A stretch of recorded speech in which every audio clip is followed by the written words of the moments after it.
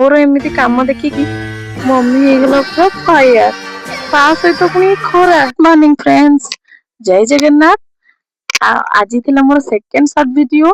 ଆଜି ସକାଳେ କିଛି ଏମିତିରୁ ସମସ୍ତଙ୍କ ସହିତ ନେଇକି ଷ୍ଟାର୍ଟ ହେଲା। ଦେଖୁନାହାନ୍ତି ଏମିତି ଭିଡିଓ କରିବାର ନିଶା ଯେ ହାତ ବି ସଫା କରିନି। ଏ ସାଙ୍ଗମାନେ ଟିକେ ଭଲ ନଥିଲା, ସେଥିପାଇଁ ମାନେ ମତେ ବହୁତ ଚିଡଉଥିଲେ କାହିଁକି ନା ମୋ ଟୋନ, ମୋ ଆବାଜ ଏମିତି ସବୁ ଥିଲା ବୋଲି। ଦେଖୁନାହାନ୍ତି ସାଙ୍ଗମାନେ, ମୁଁ ଠିକ କଥା ନ କହିକି ମୁଁ ଏତେ କଥା ଗପି ଚାଲିଛି। ଆକ୍ଚୁଆଲି କଥାଟି ଥିଲା, ଆଜି ଆମ ଘରେ କିଛି ଏମିତି ଚାଲିଥିଲା। ଏଇଠି ଅଛନ୍ତି ମୋ ମମି ଆଉ ମୋ ଅପା ମାନେ ମୋ ପିଇସି। ଦି ଜଣ ଯାକ ବସିକି ବଢି ପକେଇବାରେ ପୁରା ଲାଗି ପଡିଛନ୍ତି। ମୁଁ କହିଲି ମମି ମତେ ବି ଟିକେ କହ, ମୁଁ କେମିତି ପକେଇବି ମତେ ବି କିଛି ଶିକ୍ଷା ଦେ। ମମି କହିଲା ଥାଉ ଥାଉ ଥାଉ, ତୁ କିଛି କରିବା ଦରକାର ନାହିଁ, ତୁ ଯାହା କରିବୁ। ମୁଁ କିନ୍ତୁ କଣ ଶୁଣିଲି ସାଙ୍ଗମାନେ, ମୁଁ ବି ହାତ ଟିକେ ଲଗେଇଦେଲି ନା ଆଉ ତାଙ୍କ କାମ ଟିକେ ଜଲ୍ଦି ଜଲ୍ଦି ସାରିବା ପାଇଁ ଆଉ। ସାରି ବିି ଦେଲି ମଧ୍ୟ। ଦେଖୁନାହାନ୍ତି ଏ ସବୁ ମୁଁ କରିଛି ବା। ଆଉ ମୋ ମମି ଯେତେ ବି କଷ୍ଟ ହଉ, ତାକୁ ସବୁ କାମ ଏସବୁ କରିବାକୁ ବହୁତ ଇଚ୍ଛା। ତା ସହିତ ଟିକେ ତା ନଣନ୍ଦ ବି ତାକୁ ସାହାଯ୍ୟ କରୁଥିଲେ। ମୁଁ କରିଛି ବୋଲି ଟିକେ ପ୍ରୁଫ ଦେଖେଇବି ନା ଆଉ, ଯେମିତି ନ ଦେଖିଲେ ଆପଣ ଜାଣିବେ କେମିତି ମୁଁ ବି କରିଛି। ସେଇଥିପାଇଁ ଟିକେ ଦେଖେଇଦେଲି। ଏଠି ଏଇ ଦି ଜଣ ଯାକ ଆସିକି ମତେ କହୁଛନ୍ତି ତୁ କଣ କରୁଛୁ? ମୁଁ କହିଲି କାଇଁ ମୁଁ କରିନି, ଦେଖୁନ ମୁଁ କରିଛି ନା ନାଇଁ। ମୁଁ କହିଲି ଦେ ଆସିଲ ତମେ ଟିକେ କରିବ ମୁଁ ଦେଖିବି। ଆଉ ଏଠି ରହିଲା ମୋ ମମି। ମମି କହୁଛି ହଁ ମୋ ଜ୍ୱାଇଁ ଆସିକି ଏଠି କରିବେ, ବହୁତ ଗପୁଛୁ, ନିଜକୁ କିଛି ନୁହଁ। ହଉ ହେଲା ମୁଁ ମାନିଲି ହେଲା, ମତେ କିଛି ଆସେନି। ହେଲେ କଣ ହେଲା, ତୁ ଆଉ କାହା ପାଇଁ କରୁଛୁ କି? ଆମରି ପାଇଁ ହିଁ କରୁଛୁ। ହଁ ନା।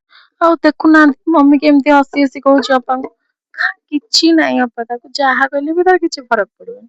ସେ ଖାଲି ଏମିତି ହିଁ କହିବ, କିଛି କାମ ଆସୁନି, କିଛି ବି ଶିଖୁନି। ଶିଖିଲେ ହୁଅନ୍ତାନି। ଆଉ କିଏ କରିବ? ମତେ କହୁଛନ୍ତି ତୁ ଟିକେ ତ ମମିଙ୍କ ପରି ହିଁ ନା। ହଉ ଛାଡ ସାଙ୍ଗମାନେ ଏସବୁ କଥା। ଏବେ ମୁଁ ଚାଲିଲି ଟିକେ ଫ୍ରେଶ ହେଇକିନା ମାର୍କେଟ ବାହାରିବି।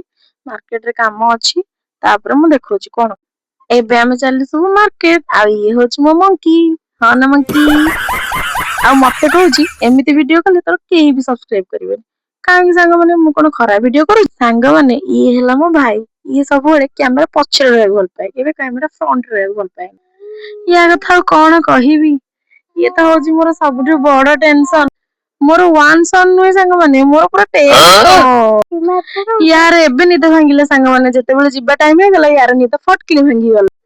ଆଉ ରହିଲି ମୁଁ ବାହାରିବି ପୁଣି ମୋ ଲାଞ୍ଜ ମୋ ସହିତ ଯିବନି, ଏମିତି କଣ ହେଇପାରିବ କେବେ? ମୁଁ ଯେତେ ଷ୍ଟାଇଲ କଲେ କଣ ହବ, ମୋ ଲାଞ୍ଜ ମୋ ସାଙ୍ଗେ ଯିବ ନା। ହଉ ଆଉ କଣ କରିବେ, ଲାଞ୍ଜ ତ ଯିବନି କେମିତି? ଏତେ ବଡ ପାର୍ସଲ କଣ ଆସିଛି କି? ମତେ କିଏ ଗିଫ୍ଟ ଦେଇଛ? ସାଙ୍ଗମାନେ ଆପଣ ମାନେ ଦେଇଛନ୍ତି?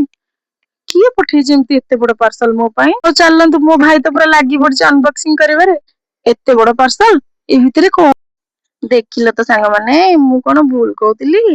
ଏମିତି ଦୁଷ୍ଟ କାହା ଘରେ ଅଛି? ୟାର ଏଇ ଛୋଟ ଛୋଟ